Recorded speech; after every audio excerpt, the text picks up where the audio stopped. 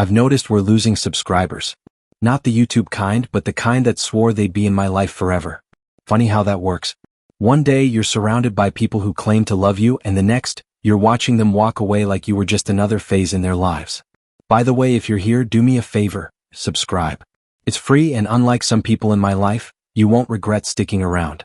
I'm 27, recently engaged to the love of my life, and I should be over the moon. But instead, I had to make the hardest decision of my life. I cut off my parents. When I told them about my engagement, they seemed happy, but something felt off. I pushed the feeling aside until they called me again. That's when they dropped a bombshell. They wanted me to have a secret wedding. No big celebration, no family, just a quick, quiet ceremony.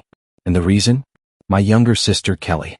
Kelly, 24, has always been a brat, spoiled, self-centered, and completely incapable of letting anyone else have a moment in the spotlight. Our entire childhood revolved around her tantrums, and my parents never stopped enabling her. The last time I saw her was 3 years ago, on my 25th birthday. She got drunk, made a scene, and humiliated me in front of all my friends. That was my breaking point. I blocked her, cut her off, and moved on with my life. My parents weren't happy about it, but I didn't care. Then last year they begged me to go to her wedding. I refused. And it turns out I dodged a bullet, because she married my ex. My first love. The guy who dumped me the night before prom because she asked him out. They told me she was innocent, but I knew better. I cried for hours, but that was just who Kelly was. Well, karma caught up with her. Her perfect marriage just ended in a scandal. Her husband cheated on her with his secretary for months. My parents, of course, are heartbroken for her. And that's why they wanted me to have a secret wedding. They didn't want her to feel hurt, seeing me happy while she was going through a divorce. My dad even refused to walk me down the aisle, saying he needed to be there for Kelly, and suggested I postpone my wedding altogether. That was it. I was done. I hung up on them.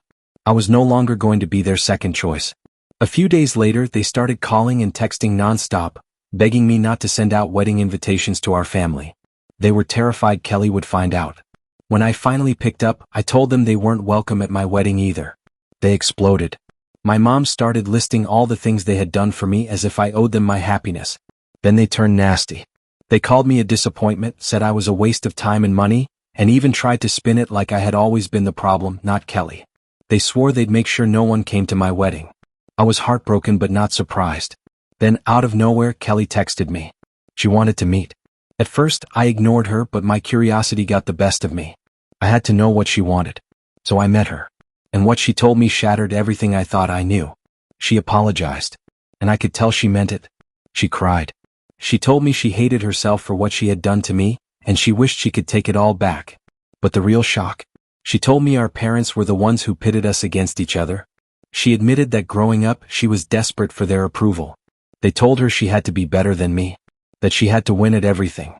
Even when it came to my first boyfriend, they told her he was too good for me, and that he'd be better off with her. That's why she went after him.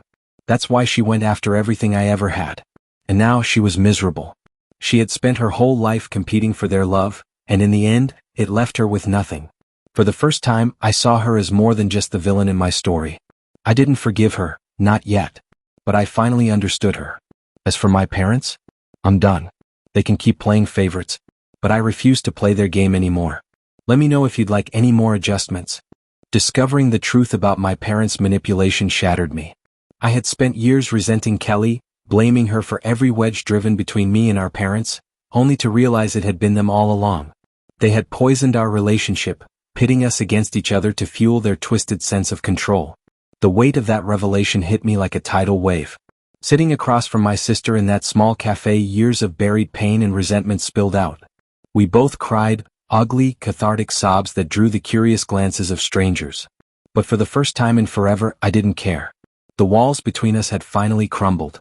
By the time we dried our tears, Kelly was my bridesmaid. It felt like a new beginning for both of us. And after everything she had been through with her divorce, she needed this fresh start as much as I did. But of course, my parents wouldn't let me have my happiness without a final act of sabotage. Update 3. A wedding without them. I'm officially a married woman. I know I should have updated sooner, but wedding planning swallowed my life whole. Every detail, every moment, it was everything Jonathan and I dreamed of. It was perfect. And my parents? They were nowhere to be found. Not that they didn't try to ruin it.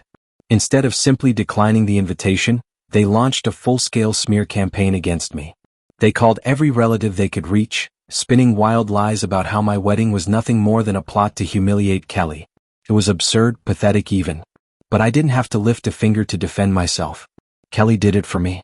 She took to social media and exposed them for everything they had done, years of manipulation, the toxic games they played, the divide they created between us.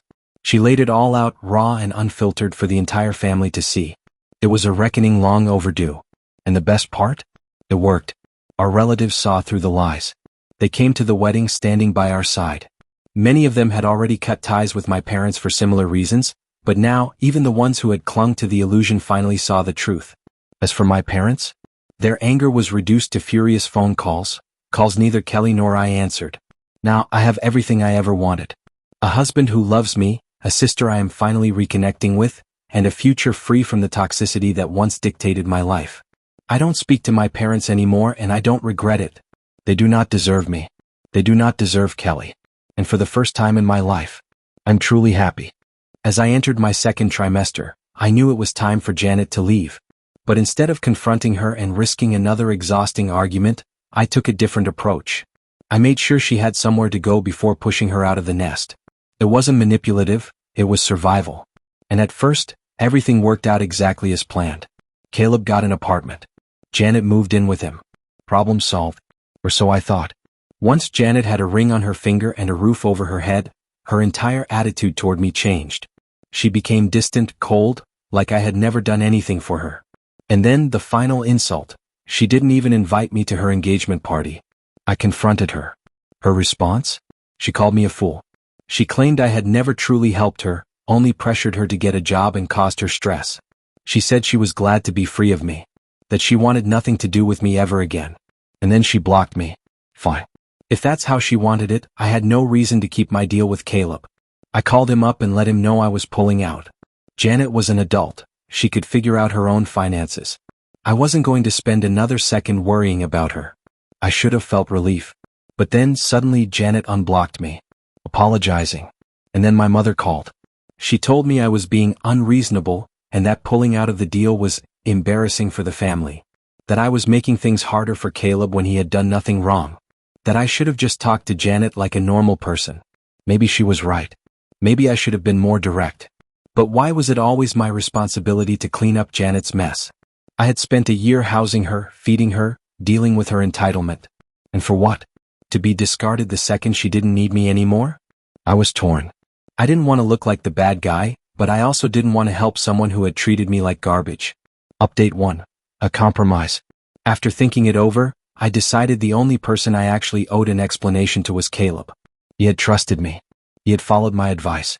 And even though I was furious with Janet, I didn't want to leave him in the lurch. I called him.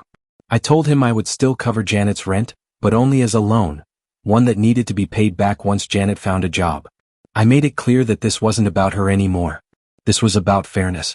Caleb was relieved. He admitted he had been worried I would cut him off completely. He even encouraged me to make amends with Janet. Yeah, that's not happening. I'm done with my family. My mother has always enabled Janet's laziness, sending her money every month instead of pushing her to be independent. She ignored every warning I gave her. She failed me as much as she failed Janet. And now, instead of being happy for me, for my pregnancy, my growing family, she's more concerned about Janet's financial problems. I feel used. By Janet. By my mother. By everyone. So no, I don't regret cutting Janet off. I don't regret standing my ground. The only thing I regret is not doing it sooner. Because at the end of the day, I deserve better. I've decided, I'm not going to let my family's drama interfere with my life anymore. I'm stepping into a new chapter as a mother, and I want it to be a positive one. That means cutting off negativity even if it comes from my own mother and sister. I won't pretend it's easy. Aside from my in-laws, I don't have much family left. My father passed away when I was 7, and his side of the family drifted away soon after. Growing up, it was always just me, my mother, and Janet, us against the world. At least that's what I used to believe. Janet and I were inseparable as kids. But as we grew older, things changed. And now, after everything, I realize I'm better off without them. It might be lonely, but at least it'll be peaceful. And honestly, as long as I have my husband, that's all I need. Update 2. An unexpected visit. It's been 5 weeks since my last update. Today my mother showed up at my door. I wasn't expecting her. She never travels, she doesn't like overnight stays, and the last time she came here, it was just for Janet's engagement party. She flew back the next morning without even seeing me. But today she was standing on my doorstep. Apparently, she came because Janet wanted her to meet Caleb's parents. Since she was in town anyway, she decided she might as well visit me. I let her in. I didn't really have a choice. She had been trying to reach me for weeks and I had been ignoring her. But now she was right in front of me. I couldn't pretend I didn't hear the doorbell. She apologized. But then she also told me again that my actions had been unnecessary and weird. That I had been sneaky, going behind Janet's back instead of just talking to her like a normal person. I took a deep breath and explained, again, that I did what I did because I wanted to avoid drama. That I did help Janet whether she appreciated it or not. That if my mother had actually checked in on me, she would have known what I was going through. She didn't argue. Maybe for once she realized I had a point. Instead, she changed the subject to my pregnancy. We talked, sort of. I was distant, dry. She could tell I was still upset. Eventually, she admitted that she understood why I was angry, and that I had every right to be. But then she asked me to stop ignoring her. She said she wanted to be in my life. She wanted to be involved with her grandchild. I told her I'd think about it. Right now, I just need space. She left soon after. And honestly, I don't know what to make of the conversation. But at least it's over. Update 3, slow progress. It's been 3 weeks since that conversation. My mother has been texting and calling me regularly. I don't always respond, but I'm not completely ignoring her anymore. I answer when I feel like it. And if she wants to be in her granddaughter's life, she'll just have to deal with that. Janet, on the other hand? Still nothing. We haven't spoken since I last talked to Caleb. But here's the good news, Janet finally got a job. Caleb told me she's starting to pay me back. I had almost given up hope of seeing my money again, so I'll take this as a win. As for me, my pregnancy is progressing well, though the morning sickness is rough. But my husband has been incredible, doing everything he can to support me. His family, especially my mother-in-law, has stepped up in ways I never expected. She checks on me constantly, cooks for us, makes sure I'm resting. She treats me like I matter, like my well-being is a priority. And honestly, that means everything. It's hard not to compare it to my own mother. If Janet were pregnant, I know my mother would have moved in to take care of her. Meanwhile, all she's done for me is send a few texts. But honestly, I'm okay with that. I'd rather have genuine support than forced obligation. Update 4, a step forward. Maybe. 2 weeks later, something unexpected happened. Janet paid me back. She messaged me, saying she had gotten her first paycheck and wanted to start repaying me for all the help I gave her. Then she apologized. She admitted she had been wrong. That she had taken me for granted. That she hoped one day we could be friends again. I felt weird reading it. Emotional. Awkward. I didn't know what to say, so I kept it simple. I thanked her and told her I hoped for the same. That was it. There are still more payments to come, and honestly, I hope she doesn't send more messages like that. They just make me feel guilty about everything, and I don't want to feel guilty. I just want to be happy. And speaking of moving forward, my mother called again this week. She wants to visit me every other weekend. She said she'd take the bus, 6 hours each way, just to be here for me. I thought about it, and then I told her no. Because no matter how much she wants to be involved now, I know she wouldn't have done this if things had been different. If Janet had been in my position, she would have dropped everything to be by her side. And I refused to be someone's second choice. My mother's offer to visit every other weekend caught me off guard.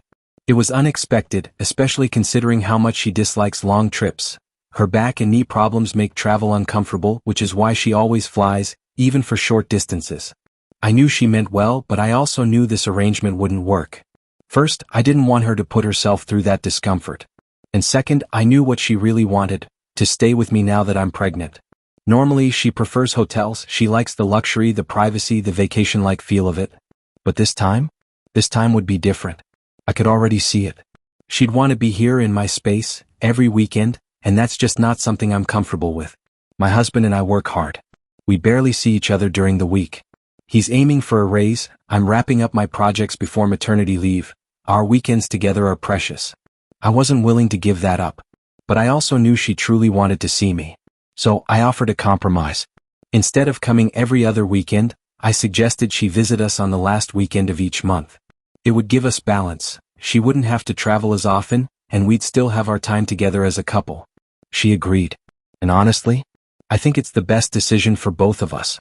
My mother-in-law even supported the idea. She reminded me that, despite everything, family is important.